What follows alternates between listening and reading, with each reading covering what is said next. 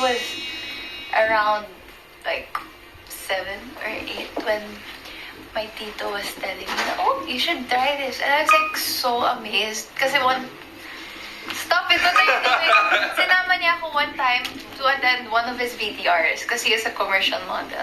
And then I was so amazed on how he's like acting in front of the camera and I wanted to do it. Kasi, you know, growing up, I was the type of kid who wants to entertain a lot of people during family reunions. I'm the type who would, you know, come up to stage and just entertain my titas or my lolas. Yun. And yeah, from there on, I really am enjoying, you know, being on screen and just performing and acting in front of the cameras. No, hindi ko alam yan. Growing up, introvert ako. Hindi ako mahilig sa mga ganitong bagay. Actually, I was very shy. But like, I would imagine na, okay, maybe one day it's possible. But I never really thought na kaya kong gawing career or, you know, something like that. No one really encouraged me. My parents didn't want me to enter.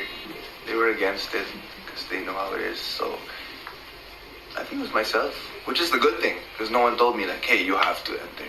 In terms of choosing to enter, no, there was no pressure because that was my decision. But I think the good pressure would come from like creating my own path as opposed to like the name that my family has earned in their respective careers. Oh, I did this. Paano ka na-discover? When I did this commercial, I won't say anything, but it was a beverage, a drink. I did it. And then the people were saying that, oh, you kind of look like Carmina Villarreal. And then they were looking for someone parang who can portray the child of Carmina and Carmina when she was younger.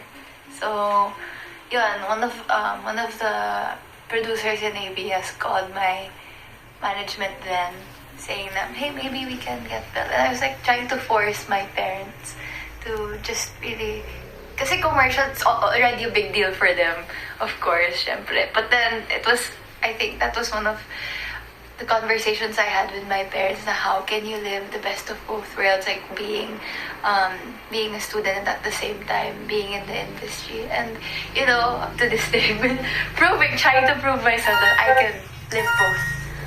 Kaya mo. You know what's crazy is that I never auditioned for Going Bulilit. I just went there with a friend. Like, her friend was supposed to be the one auditioning. She went with a friend, and then you know those stories in movies. But it really happened, Rina. Huh? What do you mean? No, my friend. Like, she was part of Going Bulilit. Oh, she was the one who was part. Yeah. Well, then, same thing. Not auditioning, but she was the one who was part. You were going with her, and then they were like, oh, I don't know why I'm saying sorry, but you can say. Yeah, thank you. Sabi ko nga, wait lang. Ayun. Basically, my friend, Casey, sinama niya ako one time sa Going Bulilit. Kasi I used, like, of course, like, when I was younger, I used to watch Going Bulilit every Sunday. So, sinama niya ako, and I was so amazed. Their set was so cool, and nagkataon, Derek Bobot was there. And I said hi to him, and Derek Bobot was like, okay, join ka dyan. Tapos sabi ko, what? I'm gonna join? And then, from there on, they called me every Saturday na, and it felt as if we were just playing, and then I had friends pa every Saturday. I wake up, like, let's say 6 a.m. just to be with them. And 3, 2, 1. I put white.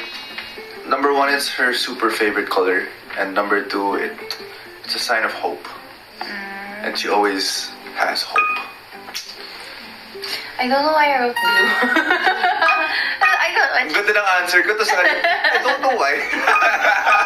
Like, we had this conversation before kasi, you know those reels na you see on Instagram, yung ganon? Para? Parang, what color I can see sa kanya kasi it's like blue. It's, I don't know. And maybe because you love the ocean as well. And, I don't know. Yeah, I like the beach. The beach. So, it reminds me. Galing. Oh, totoo kasi naman. No, it's not. It's very masculine pa yung dating na blue for me. Oh. Okay. Oh my... Wait lang! Hindi ako makaisip. Ay, no.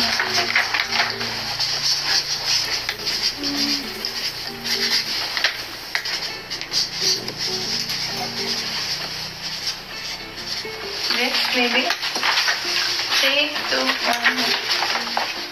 What is that? The way you look tonight, what is the one? No song without. There'll be a song without you. Every time I hear this song, it reminds me of him. Someday, when I'm awfully low. No, this is like her favorite song. Film character, not actor, actress. Oh, character. Character. Wow.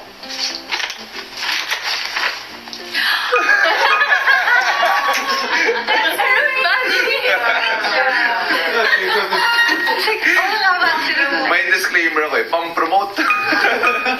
Yeah, pang-promote. Tell us more about the characters. Okay, 5 for Manny. Crush mo ba si Manny?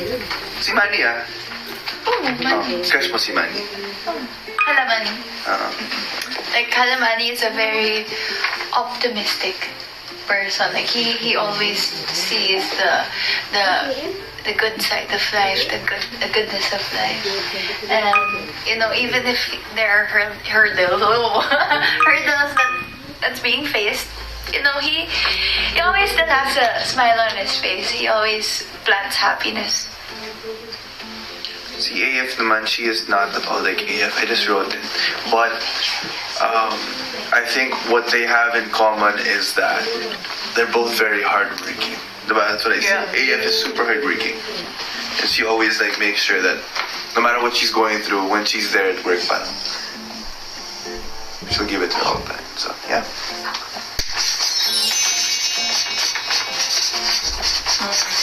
Alam ng lahat ng sagot yan.